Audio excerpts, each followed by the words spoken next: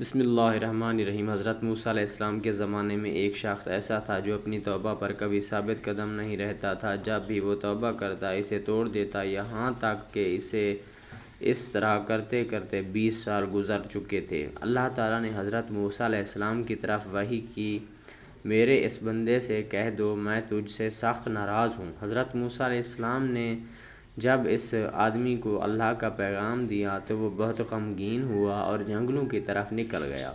وہاں جا کر بارگاہ رب العزت میں عرض کی، اے میرے پروردگار رب، میرے گناہوں کی گٹھڑی زیادہ ہو گئی ہے، یا تیرے رحمت کے خزانے میں کچھ کمی آ گئی ہے، یا میرے گناہ تیری رحمت پر غالب آ گئے ہیں۔ تو بے شک بخشنے والا ہے، مہربانی فرما، اپنے بندوں پر تیری نگاہ کرم جمائی رکھ۔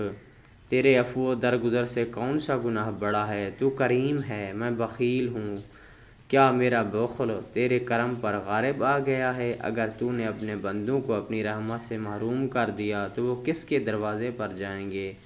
اگر تو نے دھتکار دیا تو وہ کہاں جائیں گے؟ اے رب قادر و قہار، اگر تیری بخشش کم ہوگی اور میرے لیے عذاب ہی رہ گیا ہے تو تمام گناہ گاروں کا عذاب مجھے دے دے، میں ان پر اپنی جان قربان کرتا ہوں۔ اللہ تعالیٰ نے حضرت موسیٰ علیہ السلام سے فرمایا، جاؤ میرے اس بندے سے کہہ دو کہ تو نے میرے کمال قدرت اور عفو و درگزر کی حقیقت کو سمجھ لیا ہے۔ اگر تیرے گناہوں سے زمین بھر جائے تب بھی میں بخش دوں گا۔